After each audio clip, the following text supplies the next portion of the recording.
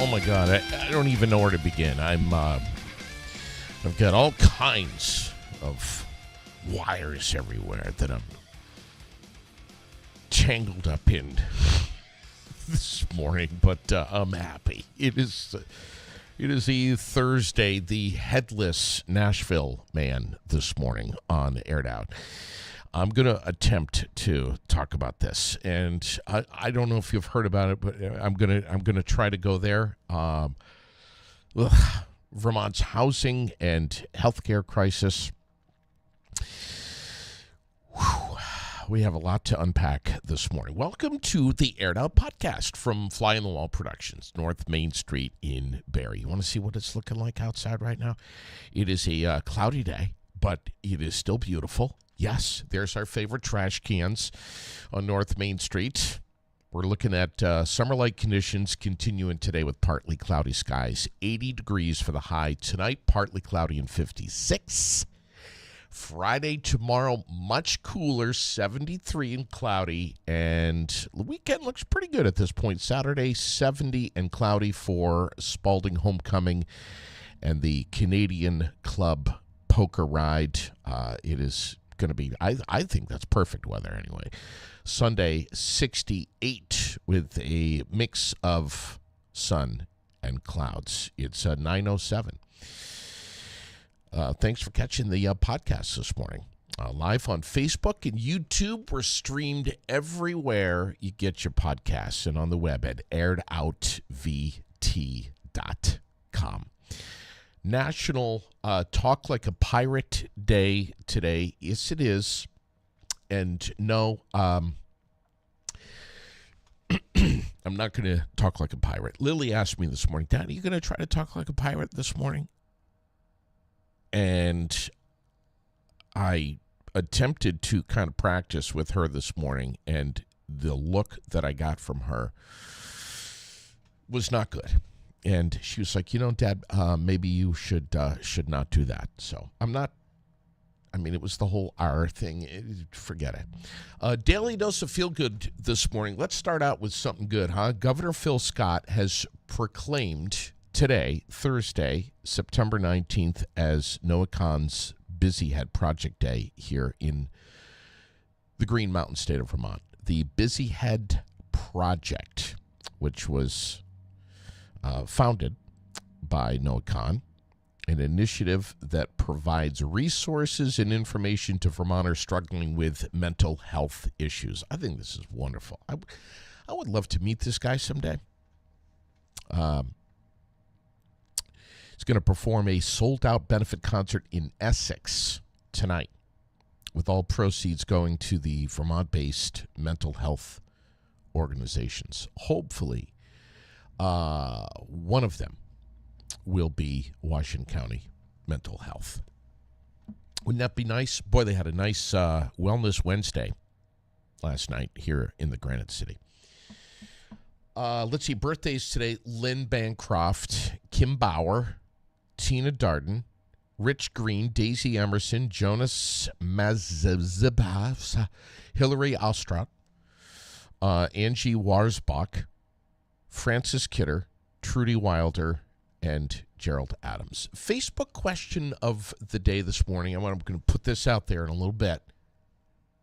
I'm going to ask you what you think about this. We've had this conversation before. I've had this conversation with friends and even my doctor at one point.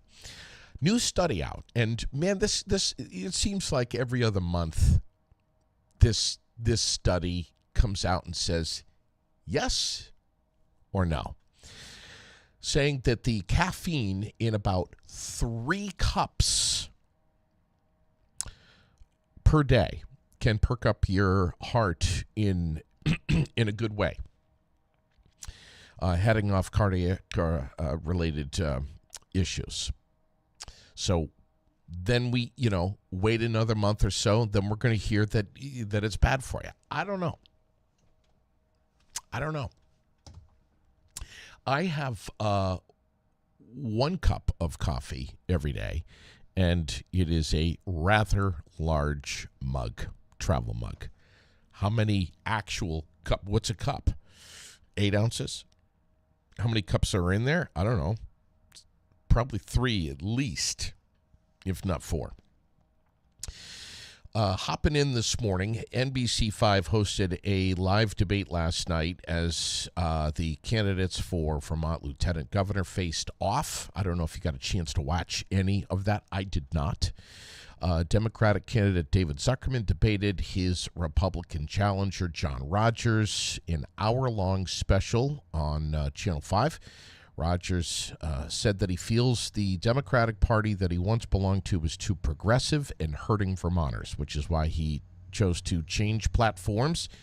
He defeated Gregory Thayer in Burlington, in the Republican primary last month, with more than 60% of the vote. Incumbent Lieutenant Governor David Zuckerman won the Democratic primary last month after facing off against Winooski Deputy Mayor Thomas Renner.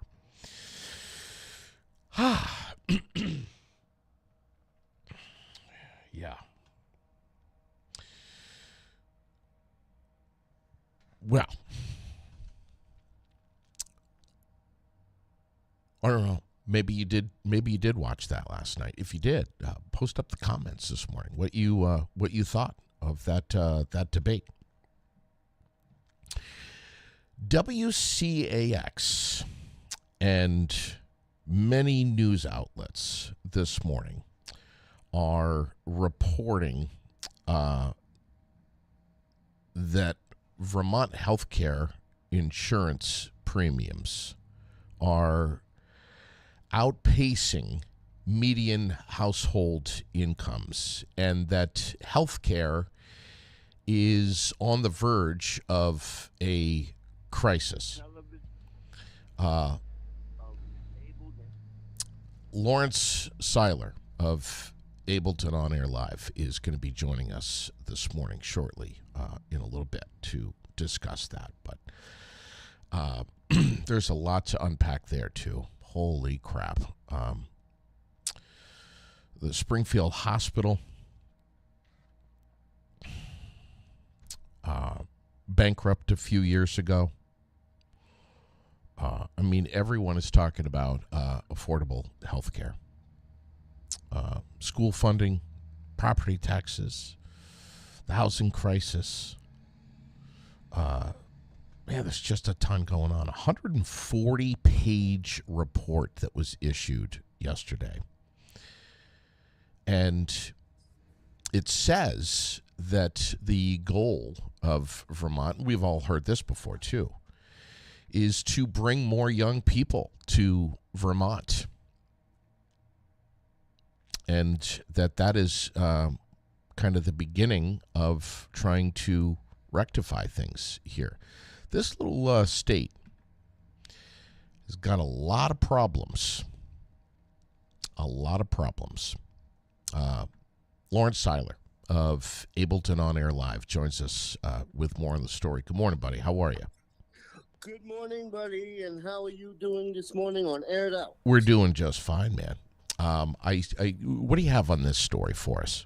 Well, the main story this morning, and I have been a reporter for 30 years in the field of disabilities and people with many abilities, is that Vermont is having a severe time. According to a new report, WCAX, and I've been following this story as well. According to a new report that hospitals are failing. Hospitals need surgery themselves, if you get my point.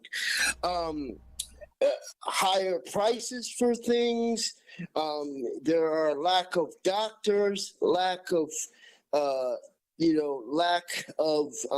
nurses. Everything is falling apart in this new report. And even going past 5 years ago, certain hospitals in Vermont closed. and other places around Vermont. So if Vermont doesn't do what they say they're going to do as far as changing things, you're going to have more hospitals closing. For example, Boston, there was a hospital that closed. So if things don't change, I've been following the story. Things just need to change, because if we don't change things, then if you have hospitals closed, you're going to have issues. And then there's another report where when patients get out of the hospital, they need short-term housing. So we have a big problem. We have a problem with homelessness. We have a problem with hospitals. So it's just a complete fiasco. Yeah, the spiraling costs of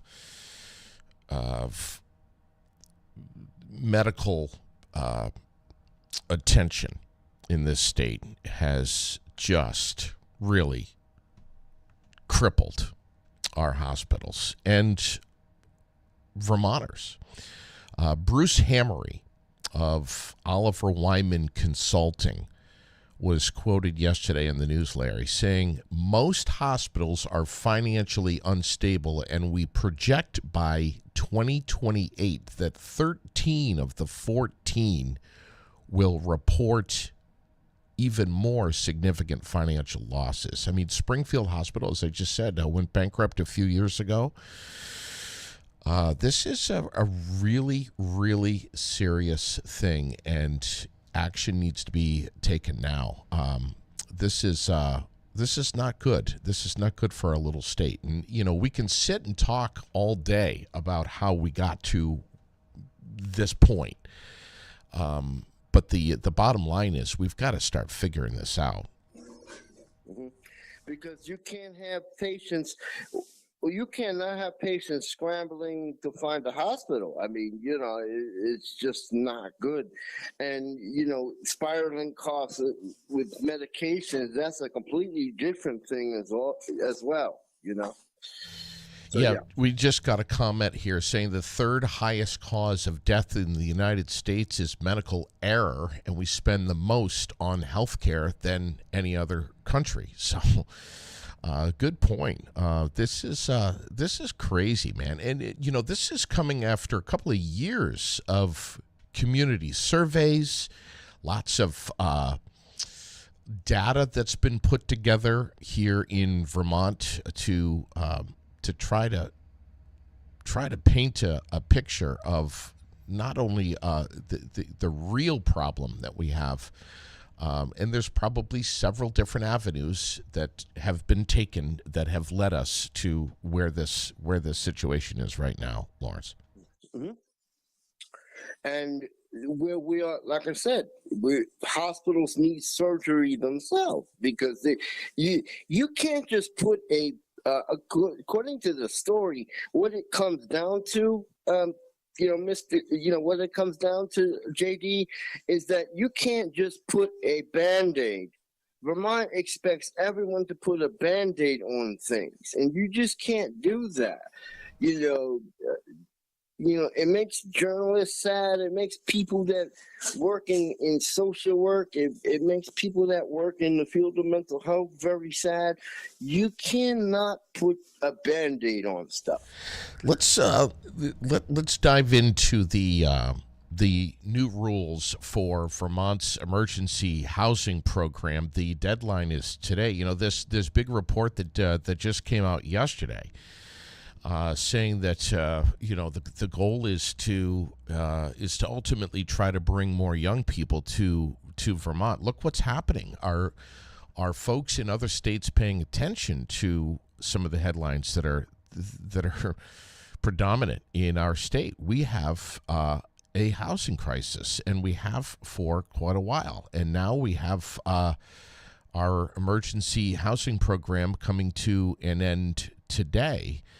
Yesterday, we had about a dozen municipal leaders from across the state gathering at Montpelier City Hall to voice their not only their concerns but also their demands, and calling on state officials to immediately open up state-owned buildings for temporary shelters. Looking at the story here from WCAX, an intervention the state implemented during a previous round of motel evictions back in March, and to oversee sanctioned encampments on state land, among other requests. City officials met yesterday in Montpelier, discussing legal camping areas or tent cities, and basically saying, this is really, and I think most of us would agree, not a sustainable solution and not a sustainable alternative for really anyone, especially children. The street outreach providers have been out engaging with folks that are homeless, many of which are homeless as of today. And some people in the story, if you read about it, are trading cars for campers. This is crazy, Lawrence. Mm-hmm. Well, in terms of that, in my opinion, and I've also been following this story, look, Good Samaritan, and I know quite a few people from Good Samaritan Haven. Good Samaritan, sometime back, I think it was about a year or so ago, they opened up, and they basically opened up hotels, or a welcome center in Barrie. They opened up a wonderful welcome center in Barrie, but they don't even have room. And where are you going to put people? Possibly more people within the state are going to need people's help. I mean, we have in the city council, they have a Montpelier City Council, they have a homeless task force, but everybody's scrambling to find room. So if you don't have room, people are sleeping in the street. We're coming to winter, and they have shelters, but even the shelters cannot open, according to Montpelier City Council. The shelters can't open till October 1st, between October 1st and sometime in November, until it gets really cold. So where are you going to be putting folks? Yeah. This is the issue, and you need money. You need money to staff. People just can't volunteer. Yes, there are volunteers that work for Good Sam, but you need also other staff, and they count on this money to open up the homeless shelter. Yeah. Good reporting, buddy. We appreciate your eyes and ears on this stuff always. Lawrence Seiler, right there. Ableton on air, live in Montpelier this morning. The Orange County Sheriff's Department apparently no longer guards the doors of the Orange County Courthouse in Chelsea. Dicker's got the story. That responsibility now belongs to the Windsor County Sheriff's Department. And while state judicial officials have been mum on exactly why, emails obtained through a public records request, presumably from VT Digger, revealed part of the backstory behind this, showing courthouse staff grew frustrated with a deputy sheriff's early departures and alleged conduct toward two people who did not speak English. Digger's got more on this story. If you want to check it out, you can dive really deep into that one this morning if you want to. Police say that a Vermont man brought two weapons to confront a noisy neighbor Court records say that Michael Coons, 24 years old, from Berlin, showed up at his neighbor's home on Tuesday night with a knife and a hatchet. Police say that Coons then repeatedly yelled racial slurs outside the home. He pleaded not guilty yesterday to 3 charges, included an aggravated disorderly conduct charge with a hate crime enhancement. He was released on a number of conditions. Wow. There's a local story for you, huh? How about let's go down to southern Vermont and Brattleboro. Making the news this morning. The select board voted 3-2 to hire more police to address a community-wide rise in crime. As a result, the town is going to aim to address a 16% increase in both dispatch calls and serious offenses by boosting its budgeted count of officers from 27 to 30. It's only 3. And seeking up to 6 support staff for this new Brattleboro Response Assistance Team. Downtown safety is paramount for Brattleboro. Well, it is for everywhere. But this safety action plan just added $675,000 to the town budget.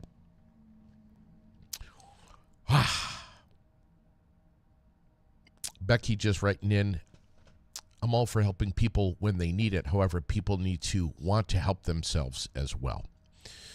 I saw, and I have seen, and I'm sure you have too, plenty of comments about that very sentiment right there.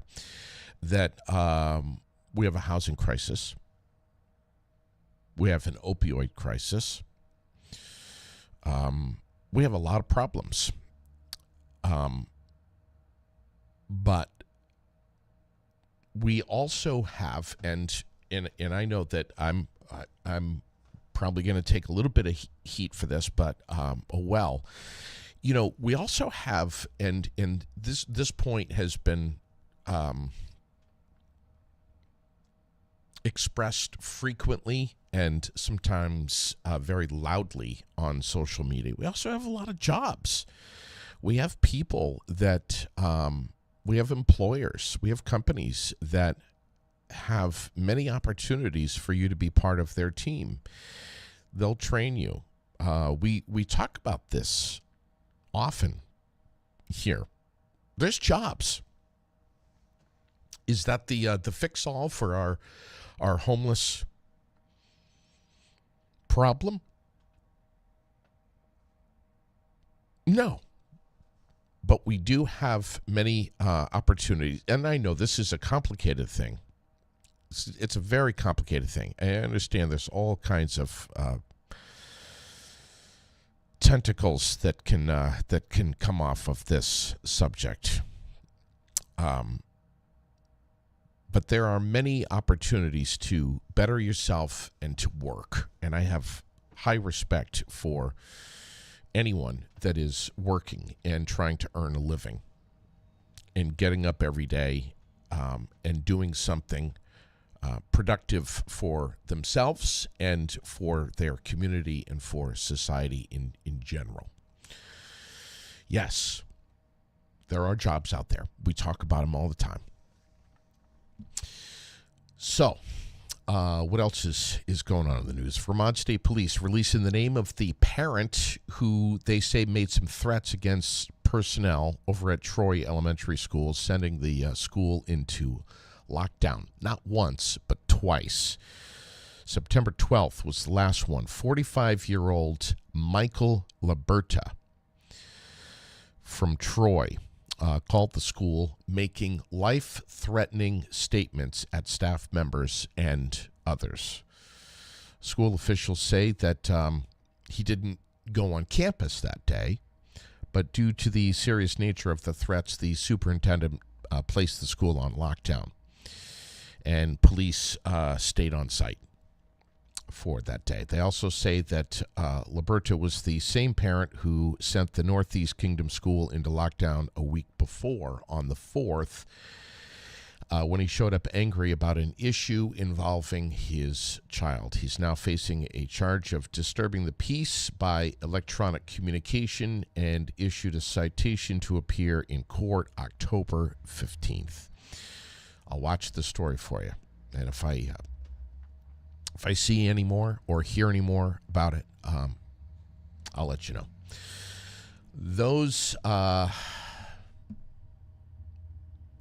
people that do things like this and cause unneeded stress and anxiety for others should be dealt with, in my opinion, quite aggressively by our state, and should be handed much more than just a citation to appear in court. Again, just my thoughts, just my opinions. What say you? If someone does something, anything, phone call, email, anything that threatens individuals at a school where there are children, what do you think should be the consequences for something like that? I would love to hear what you have to say. Post your comments up if you're willing to. Emotions running high at a legislative hearing Wednesday morning where lawmakers heard from Vermont's Department of Corrections as well as the state employees union and correctional officers themselves about working conditions in Vermont's prisons. Those testifying before the Joint Legislative Justice Oversight Committee described a seemingly intractable cycle. Prisons, already understaffed, must contend with corrections officers calling out on their scheduled days to work. Other officers are then called into work on their days off. This is not a good cycle, is it? Those officers work days on end with no breaks, and they, reaching their breaking point, call in sick themselves or just quit altogether. That story is up on the Aired Out page this morning as well. Crazy. National headlines. The House on Wednesday rejected Speaker Mike Johnson's proposal that would have linked temporary funding for the federal government with a mandate that states require proof of citizenship when people register to vote. Next steps on government funding are uncertain. Lawmakers are not close to completing work on the dozen annual appropriations bill, or bills, I should say, that will fund federal agencies during the next fiscal year. So they need to approve a stopgap measure to prevent a partial shutdown when that budget year begins October 1st, which is pretty much tomorrow. Harvey Weinstein, back in the news, pleaded not guilty yesterday to a new sex crime charge in New York. Are you surprised? Awaits retrial in his landmark Me Too case. Details of the new allegations not immediately available. He was charged with committing a sex crime or a sex act crime. And all of this, the details of this new crime was just revealed. He, of course, maintains that all sexual activity was consensual. And he's been indicted on additional sex crime charges. What a mess. The new indictment was sealed until his arraignment, so I don't know. Harvey, whatever. Federal Reserve on Wednesday yesterday cut its benchmark interest rate by an unusually large 0.5 point, a dramatic shift after more than 2 years of high rates. What's this mean for you if you have an auto loan? Maybe something more significant than if you have a mortgage, but still, this was good news. This is the first rate cut in more than 4 years. So we've been waiting a while for this, and we've been told it's coming. Well, there it is, a half point.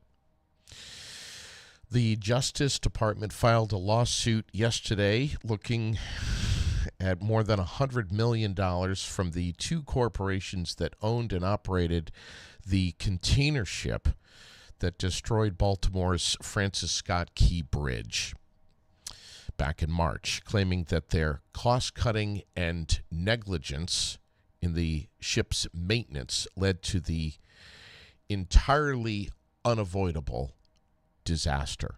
$100 million. World headlines. Yeah, it's kind of dark. Actually, it's very dark. Hundreds of walkie-talkies and solar devices, including pagers, detonating across Lebanon. An apparent second round of explosions killed at least 20 people and wounded 450 others, per the health ministry. The incident comes less than 24 hours after the pagers were blown up across Lebanon and Syria, which killed 12 people, including a 9-year-old girl, and wounding 2,800 people. Israel has not commented on the explosions. Hezbollah's leaders are set to speak today. That'll be interesting. Glenn says, so is Israel trying to start World War III? Separately, the UN General Assembly voted 124 to 14 yesterday to pass a non-binding resolution calling on Israel to evacuate all Palestinian territories within 1 year. Yes, if that's going to work. The U.S. opposed the measure. 43 countries abstained. Let's see. What do we have in whacked out news this morning? If you happen to have $55 million kicking around in your bank and you're looking for a new home, and Sherilyn and I were talking about this last night, Queen Victoria, her once favored holiday destination, is now up for sale. This is the Tuscan villa with 23 bedrooms, lush gardens, and an ancient swimming pool. Can be yours for the low, low price of 55 million buckaroos. Unreal. Sports. Red Sox beat the Rays 2-1. They're going to be back at it tonight at 6:50, and then a series with the Twins tomorrow night. First pitch at 7:10. NFL. We've got Thursday Night Football with the Patriots and the Jets tonight. Really hoping to sit down and maybe watch a little bit of that or have it on in the background. I don't know. We'll see. It's not often that I get a chance to do that, but I'm hoping tonight might be the night. Community calendar. It is brought to you by The World. More than 22,000 people every single week pick up The World and see what's going on in and around central Vermont. VT-world.com to have a look at the digital version. We love them.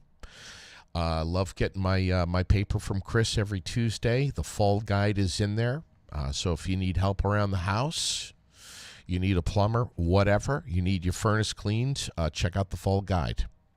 It is in The World right now. Let's see. Thursday, we got concerts and food trucks in Courier Park tonight, 5:30, and it is, of course, Native Tongue, possibly one of the highlights of the whole summer. When they perform, they really bring out the goods. Tonight is going to be fantastic. Get over to Courier Park, enjoy the food trucks, and enjoy the music. You're going to have a great time. Pretty much a guarantee. Short track racing, American Canadian Tour, returning to its New Hampshire home this Saturday afternoon for the 46th running of the Fall Foliage 200. Big event. With just 3 more point-counting events left on the schedule. Of course, looking forward to the Milk Bowl first weekend of October. That's coming up really fast, and there are a lot of wrenches that are being turned right now. This weekend, Spalding High School's homecoming on Saturday, the 21st, this coming Saturday, 3 o'clock, is the homecoming parade from the auditorium to Spalding High School. 6 p.m. is the Spalding High School football game, so get out. Get your business, your race car, your float, your antique car, whatever, your motorcycle group, and be part of Spalding's homecoming parade. Speaking of motorcycles, many will be out this weekend. The huge motorcycle poker ride hosted by the Canadian Club and aired out is going on Saturday. The ride starts at 10:30. Registration starts at 9:30 right there at the Canadian Club. It is back for the first time after the COVID hiatus, and man, are we excited about it. Motorcycles going to be leaving the Canadian Club again 10:30 sharp on Saturday morning for a 110-mile ride, which is going to take them through Groton State Park and all over the place. It's going to be amazing. If you'd like to be part of it, get over there to the Canadian Club with your motorcycle by 9:30 on Saturday morning. $30, and you're not only going to enjoy a well-organized and safe ride, but you're also going to be enjoying a pig roast afterwards, and foreplay is going to be rocking out. So street dance there at the Canadian Club afterwards. I think that starts at like 5 or 6, something like that. So it's going to be a lot of fun. The Montpelier Contra Dance is also on Saturday, Capital City Grange Hall, 7 o'clock. There's a lot of stuff that I have glanced through the world and seen, and it's all very exciting. It's going to be a great weekend. I hope that you get out and enjoy. It's official now, folks. The Florida Python Challenge this year has a winner. The Python Challenge. I was not part of it. I stayed up here in Vermont, gladly. But a $10,000 grand prize went to Ron Kiger, who removed 20 Burmese pythons from the Florida Everglades during this 10-day hunt. 20. Bringing awareness to the threat that these pythons pose to the ecosystem. Last year, he was the runner-up to the grand prize winner. But the Florida Fish and Wildlife Conservation Commission has been putting this on now. More than 800 people from 33 states and Canada participated in this challenge. And hunters removed a total of 195 Burmese pythons from the wild. Whew. I would have to be pretty much knocked unconscious to be part of the Burmese python hunt in the Everglades. Last night, Sherilyn and I were discussing a story that is trending here in Vermont quite a bit. Or not in Vermont, in the nation. Quite a bit. A lot of this story has been kind of dampered a little bit from the media, who is not aggressively showcasing, if you will. But it's the story of the headless Nashville man. Hang on a second here. Just bear with me. I'll read to you what I have found online. You never know what you're going to see walking down Broadway these days, but folks in downtown Nashville definitely weren't expecting to see a man missing half of his head. And it's got locals concerned for him. Over the past few days, numerous posts have popped up on social media and Reddit from Nashville residents who were alarmed when they spotted a man strolling down and around downtown Nashville with part of his head missing. Photos of the man have been posted online, even video of the man. And it's been reported that he checked himself out of the hospital because they wouldn't let him smoke. Although that's just a rumor at this point. But either way, this disturbing sight of this man walking around with his skull and even his brains visible have been enough for locals to sound the alarm and try to get help for this man. He either checked himself out of the hospital or he just got up and walked out. Maybe he doesn't need any help. I don't know. Or maybe he doesn't feel like he needs any help. If half of my head was split open and my brains were exposed, I would say that I would probably need a little bit of help and assistance. So anyway, there's a lot of concern, and this story has really picked up quite a buzz in Nashville. No, Glenn, he's not testing his Halloween costume.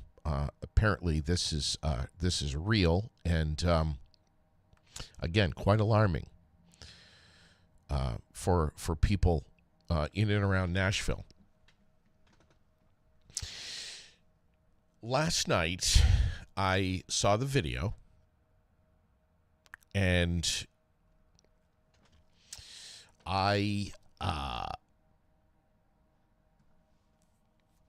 it was either some of the best makeup I've ever seen in my life, or it was legit. I'm going to show you some blurred out pictures here right now. Here's the guy. And a lot of the photos that I've been finding are blurred out. But I mean, you can pretty much go anywhere and see it. Nashville residents desperately seek help for man missing half his head walking around Broadway.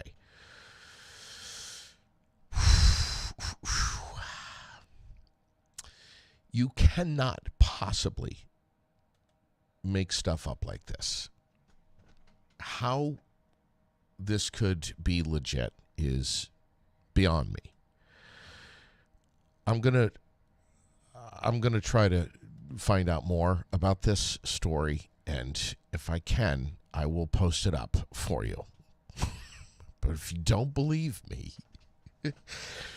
Google it yourself and have a look. It's pretty wild, especially the video, which is not blurred out, which show him basically sitting on a park bench, acting rather oddly as he smokes on his cigarette. Maybe he's vaping, I don't know, with half his head missing. Yeah. So, have a marvelous rest of your Thursday. Get out tonight to Courier Park. Enjoy some of the live music with Native Tongue and, of course, the food trucks. Have some fun. Get some fresh air. We got cooler weather moving into place for the weekend. Tomorrow morning may or may not have a special guest with me. So I don't want to say anything just yet until I double check and confirm with him. But have a marvelous rest of your day. Don't get too worked up about some of these headlines in Vermont. Try to keep a level head. Pardon the pun. We'll catch you tomorrow. Be well. God bless. Take good care. We'll catch you then. Hear it on the Aired Out podcast from Fly on the Wall Productions, North Main Street, Barrie, Vermont. Thanks for liking and following the page. Always live, always local. It's Aired Out. Barrie, Vermont. God bless.